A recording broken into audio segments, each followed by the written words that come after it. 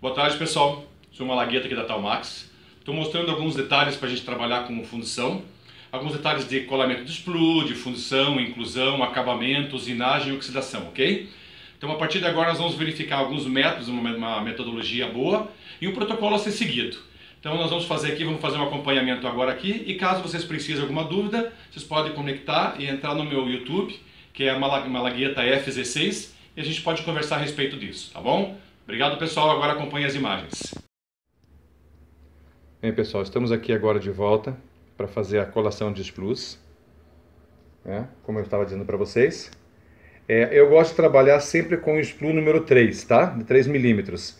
Principalmente para colar nas peças, nas partes incisais, com 45 graus, onde fica mais fácil de inserção do material e que a gente tem maior facilidade e menos porosidade da peça, ok?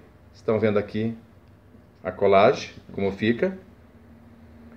E depois disso aqui, pessoal, a gente vai trabalhar com os quatro elementos unidos, com essa barrinha de 45 graus.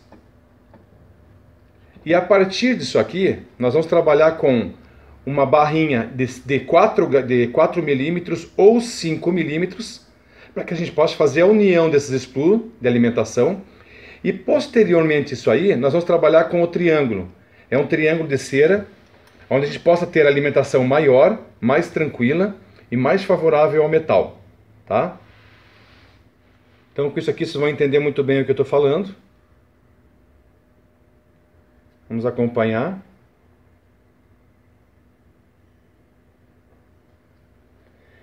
E pessoal, o canal de alimentação normalmente não tem que ter mais que 4 milímetros, tá? Então de 3 a 4 milímetros.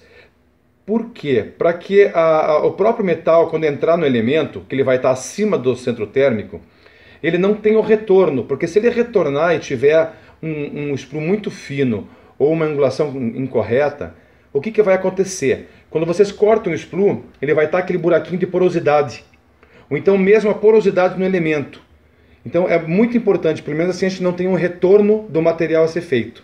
Certo? Essa é a colação do splu. E sempre, pessoal, sempre a medida correta, sempre a angulação correta, para que a gente possa seguir um protocolo onde as condições de trabalho sejam mais favoráveis, né?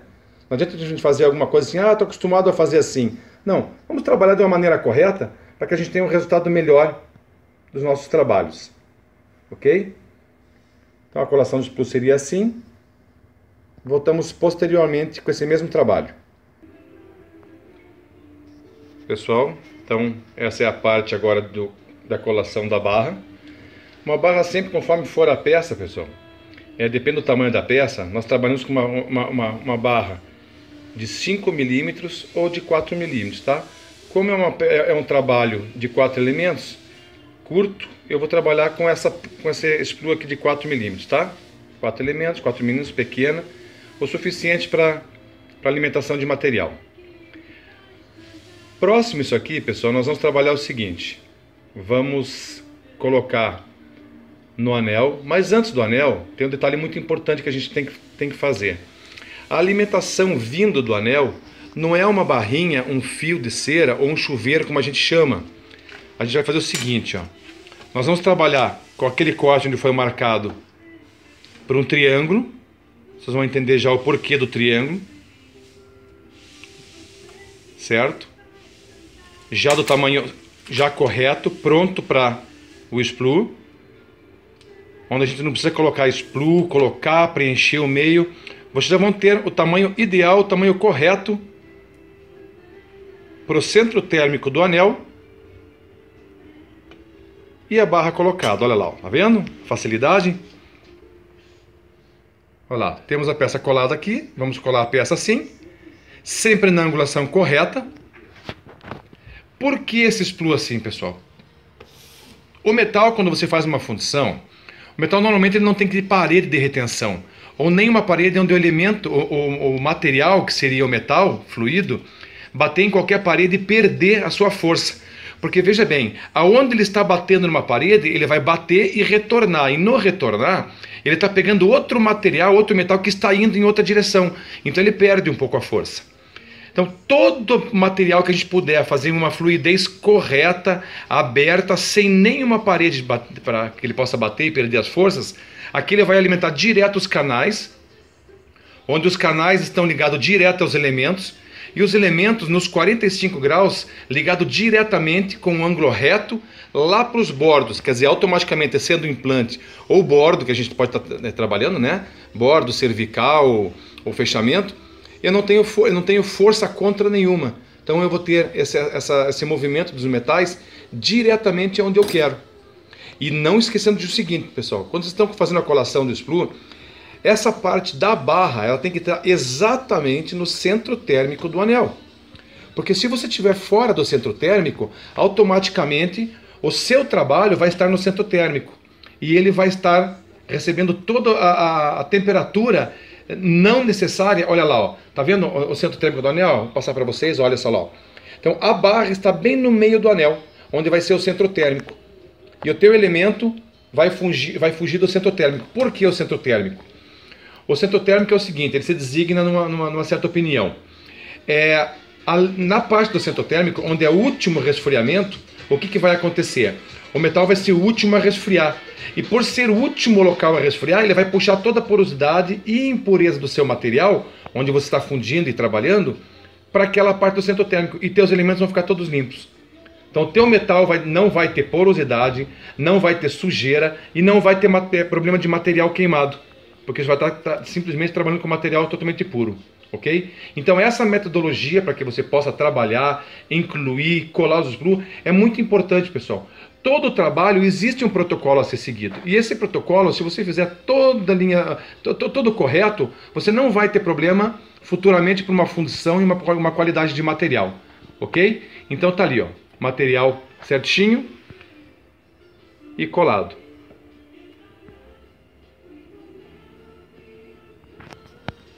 Logo, logo passaremos para o próximo passo, tá bom? Estamos de volta. Agora daquela peça nós trabalhamos. Vamos fazer a inclusão da peça, certo? Utilizando um antibolha, de preferência spray, para que você não possa pegar um pincel e de repente passar um pincel num bordo de um trabalho, de uma cerinha e acabar fraturando a cera, certo? Um spray, passamos. Para que serve o antibolha? O antibolha é nada mais, nada menos que é para tirar a tensão da cera, onde ela vai perder aquela tensão superficial e não vai ter agarramento com as bolhas. Então automaticamente as bolhas vão passar na sua superfície, vão subir a superfície, vão estourar e nós não temos material colado na nossa cera. Sempre, pessoal, não importa o revestimento que vocês trabalham, nós estamos trabalhando aqui com o Microfine 1700. Sempre proporção correta, água, líquido, para que você possa seguir exatamente corretamente o que o fabricante designa, tá? E se você estiver trabalhando com água da torneira ou a metodologia não correta, como está a bula, você não vai ter o resultado próprio para que você precise. Então o nosso frasco, o nosso trabalho, o nosso revestimento é 18 por 5, 18 de líquido, 5 de água. Se essa proporção te der algum problema a respeito disso, se o teu trabalho estiver um pouco apertado na hora que for fazer o coping, você vai acrescentar líquido e tirar água. Ou se tiver muito frouxo, você vai acrescentar água e tirar o líquido. Sempre na proporção de 23 ml, nunca acima disso e nunca abaixo. Misturando sempre, colocando primeiro a água na cubeta, para depois o pó. Para que essa água, se você colocar o pó direto, ela já pode se misturar com algumas gotas de água lá dentro e começar quimicamente já imperfeito. Olha lá, manipulação só para fazer uma pequena homogeneização do material. Diretamente a um espatulador durante 40 segundos. Isso é muito importante, pessoal. Claro, eu sei que muita gente espatula na mão, não tem mais espatulador a vácuo. Mas automaticamente, se você não tiver mais espatulador a vácuo, você vai espatular na mão, mas em cima de um vibrador, onde automaticamente, quando você estiver espatulando, esse material já está subindo as bolhas e estourando com a pressão da atmosfera, tá? Isso é bem importante para vocês. E o que ele está fazendo agora aqui é o seguinte: a partir que você utilizou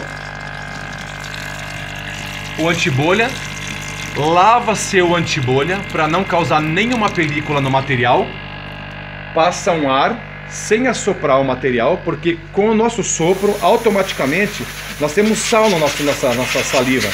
E fora as bactérias. E se essas bactérias ou sal grudar na cera, o que pode acontecer? Uma contaminação lá dentro do forno, onde o metal vai acabar abraçando toda essa contaminação. Após o jato pronto, tiramos do espatulador, já com a mistura homogeneizada. Vamos trabalhar com um vibrador.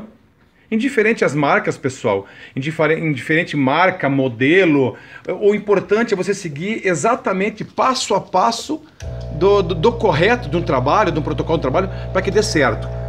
Colocação do revestimento.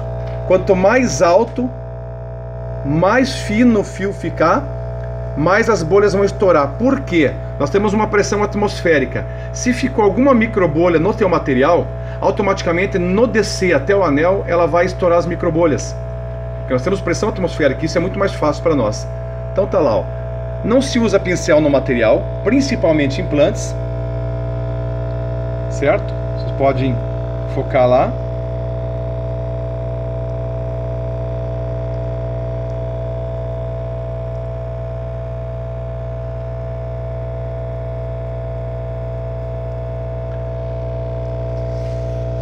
O material automaticamente vai fluindo acima da cera.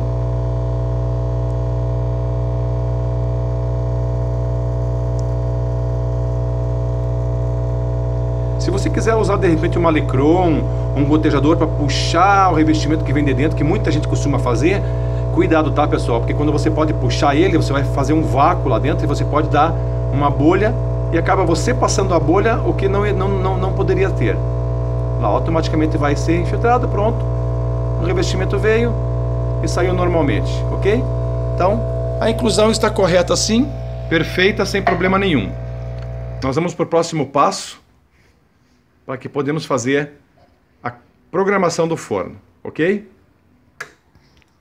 Bem, esse é o próximo passo. Depois que nós temos a inclusão, pessoal, com certeza nós temos que pensar o seguinte: um anel de 100 gramas, após incluir, nós temos 30 minutos para colocar no forno. Isso é fundição rápida. E o anel de 200 gramas é 45 minutos após para colocar no forno, ok? Vamos trabalhar aqui. Temperatura inicial, primeiro T, 500 graus, ok? Esse é o 500 graus. Segunda temperatura. Vamos trabalhar com 950 graus para que a gente possa fazer a cura do revestimento. Subir, fazer a cura e descer para que tenhamos contração e expansão do material. E a terceira temperatura, nós vamos trabalhar com 850 graus. É a temperatura onde nós vamos fazer a fundição. Mas também, muito importante, velocidade de cada temperatura, pessoal. Primeira temperatura, 30 graus por minuto. Segunda temperatura, 30 graus por minuto. Terceira temperatura, 30 graus por minuto. E agora vamos para o tempo. O tempo de 500 graus, nós vamos segurar 20 minutos em 500 graus para que a gente possa ter uma qualidade boa, certo? 20 minutos fixamos. Segunda temperatura em 950 graus, vamos trabalhar também com 20 minutos. Isso é uma fundição rápida, olha lá. Pronto, 20 minutos, segunda temperatura. Terceira temperatura, 0. É onde chegou em 850 graus, nós vamos começar a fazer a fundição do material. Ok? Então, todo o material, fundição rápida, depois que nós incluímos, automaticamente, agora como aquele anel é de 2 pacotes, nós vamos trabalhar com 45 minutos. Vamos jogar diretamente no forno a 500 graus e ficar 20 minutos. E assim é o processo correto. Esse processo do forno, pessoal, é muito importante, porque assim nós temos uma qualidade do material, tá? Tanto expansão e contração. E a cura do revestimento. Daqui a pouco nós vamos começar a fazer a fundição, ok? Até lá. Estamos aqui já com o forno 850 graus, podendo ser fundido, né? Nosso reloginho time aqui, que é muito mais rápido, né? Muito mais fácil. Então, pessoal, é o seguinte, agora vamos trabalhar com a fundição, ok?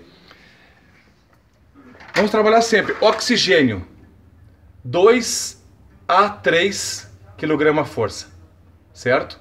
Isso é muito importante para você poder trabalhar, para que você não queime o material. E o gás, pessoal? Nós vamos trabalhar mais ou menos entre 1 e 1,5 kg a força, certo? Não sei se estão conseguindo enxergar direito aqui, mas por causa do foco do material.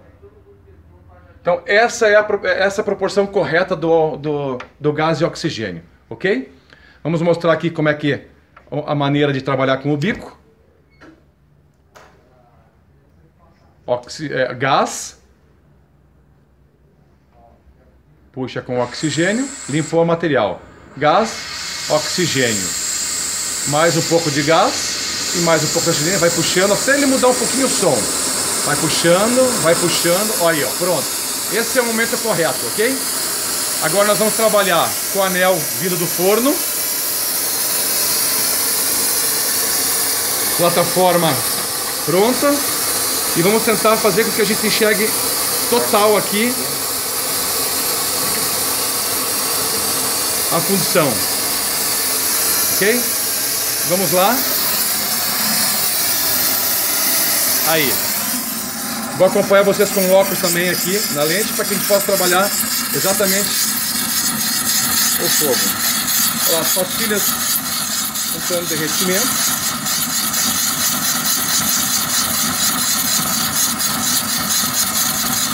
Sempre o fogo 5 centímetros docadinho, aguardando o material entrar em quase estado líquido.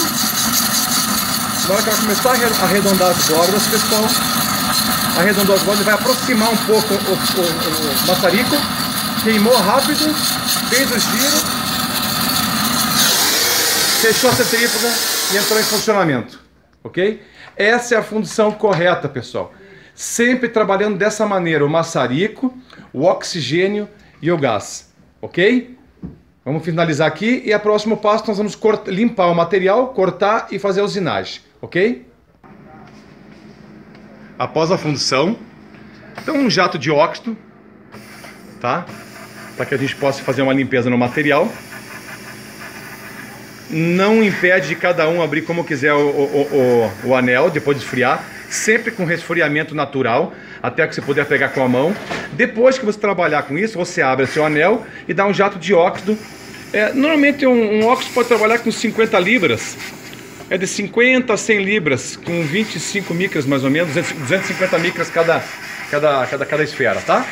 Então, peça limpinha, vamos verificar como é que ficou. Material correto, tá aqui. A peça limpa, de fundição, prontinha, para que a gente possa fazer a usinagem e limpeza do material, ok? Estamos para o corte do material, os cortes de sprue, sempre com um disquinho Ninja, né? Ninja Gold. Não necessariamente as mesmas marcas, pessoal, esquece isso, tá? Eu estou apenas mostrando que realmente é um dos materiais bons, que é bem funcional para poder trabalhar.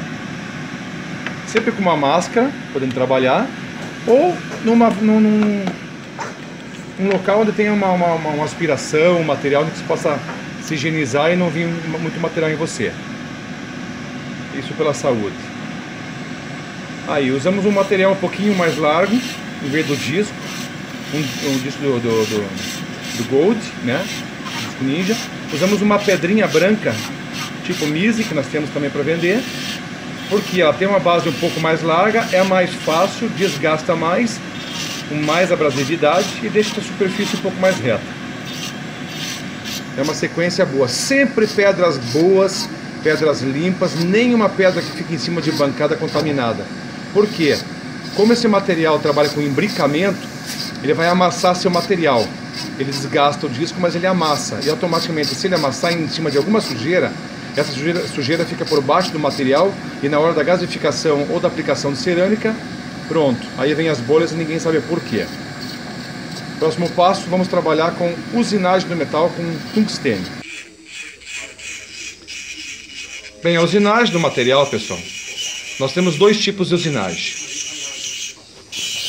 A broca de tungstênio, que é essa que nós estamos usando aqui, certo? Uma qualidade muito boa. Tem a faixa vermelha e a faixa amarela. E tem a pedra de óxido. A pedra de óxido, para que vocês possam trabalhar, e sempre com material limpo, vocês têm que estar o seguinte. Essa pedra de óxido não pode ficar em cima de bancada pegando pó, pegando sujeira. E não pode trabalhar com outro tipo de material no seu próprio metal que você vai trabalhar. Trabalhou com ela, guarda num pacotinho, guarda numa gaveta, sempre a peça limpa, pessoal. Porque senão o que vocês vão fazer? Em vez de você estar limpando a peça, vocês estão projetando todinha a sujeira da broca de vocês para o metal. E como a pedra de óxido ela faz imbricamento, ela faz amassamento no metal, ela pode introduzir isso aí abaixo do metal e vai acabar te dando transtorno na hora da aplicação da cerâmica, certo? Agora, temos o segundo método, essa pedra, a pedra de tungstênio, faixa amarela e faixa vermelha, como eu já falei. Pessoal, olha a qualidade que fica, uma superfície completamente lisa, ao mesmo tempo com micro retenções pro opaco. O que essa pedra faz? Ela é uma escama de peixe. Onde ela passa, ela escama, ela tira a primeira camada do material. Automaticamente ela fica com a camada, é como se fosse uma pele. Tirando a primeira pele do material, a pele de baixo está lisa, limpa, sem porosidade, sem sujeira, sem contaminação. Claro, tudo depende da sua mão de fundição. E a partir disso aqui, você tem um material excelente para você poder aplicar opaco, sem ter bolha, sem eliminação de gases e sem oxidação em excesso. Essa é a metodologia ideal para você trabalhar com ela. Após isso, depois da usinagem, nós vamos trabalhar para a limpeza da peça antes da oxidação. Voltamos depois. Após a usinagem, após tirar toda a primeira superfície do material, do metal, um jato de óxido com a mesma pressão, para que ela fique toda fosca, toda limpinha, não fique nada brilhoso. Por quê? É muito importante o óxido de alumínio no material, para que você abra uma micro retenção, limpeza do material. Então é muito importante. Se você não der um jato na tua peça, talvez a união com o metal fique um pouco precária e vai te dar um descolamento, uma trinca na tua peça. Eu acho que isso não é funcional, tá? Esse é o primeiro passo. Segundo passo, depois da usinagem, uma pinçazinha.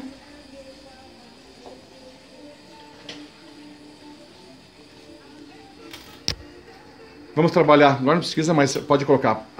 Colocando ela no ultrassom, com álcool isopropílico, certo?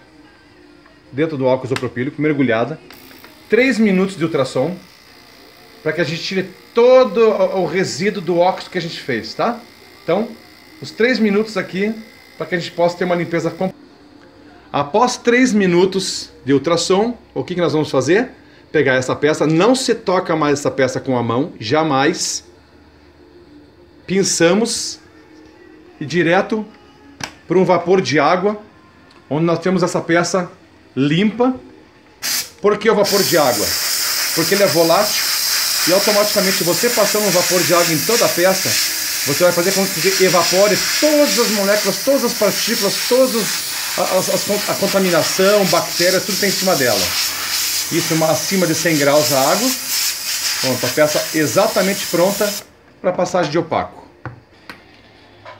Vamos para o opaco. Indiferente ao opaco que vocês usam, sempre uma camadinha fina. Nunca passe uma camada grossa. Sempre, se você não quer passar um prime, que a sua cerâmica oferece, passa bem fina a primeira camada de opaco e queima. Só para que você tenha um resultado ideal onde você vai estar trabalhando. E mais um motivo, se você fizer uma camada grossa de opaco, o que vai acontecer? Esse opaco vai ficar todo trincado, todo craquelado, onde não vai ter união do seu material e você vai acabar perdendo todinho o seu trabalho que você fez. Então, ó, bem fininho, como se fosse um prime, com o próprio opaco. A gente chama de wash. E você tem um material já com uma camada de proteção. Se necessário, claro, a segunda camada eu sei que você vai fazer, mas se necessário a terceira. Depende do opaco que você passar, claro, na segunda já consegue fechar. Tá? Então nós vamos queimar essa peça, vamos queimar a segunda, e vocês vão ver como vai ficar o opaco na terceira queima. Vocês vão ver que qualidade de material que a gente vai conseguir.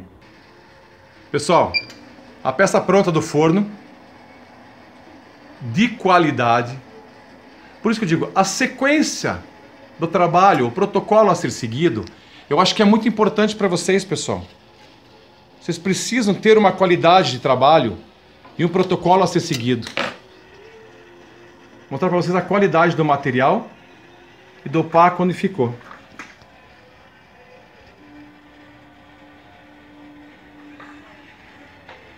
Olha, pessoal, essa é a qualidade do meu opaco.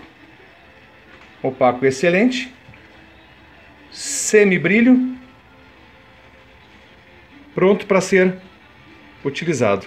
Vou colocar debaixo da luz aqui para que vocês possam dar uma olhada melhor. Olha só o que é a qualidade de opaco. Olha aí, ó. Certo? Então fica essa dica. Bem, pessoal, eu acho que o vídeo deve estar aí algumas explicações boas para vocês que conhecem de prótese. E se de repente qualquer dúvida, alguma coisa a respeito dessas informações, dessas imagens, desse filme, e desculpa também que, claro, é um filme meio amador, né? Mas é para que vocês possam entender. E qualquer dúvida, essas imagens eu vou colocar agora na minha página no YouTube, que é Malagueta FZ6, tá? E qualquer dúvida, temos na Talmax, a gente pode conversar. E vamos lá, pessoal, vamos ao trabalho e eu acho que de repente pode ter ajudado alguma coisa, tá bom? Um abraço para todos, até mais.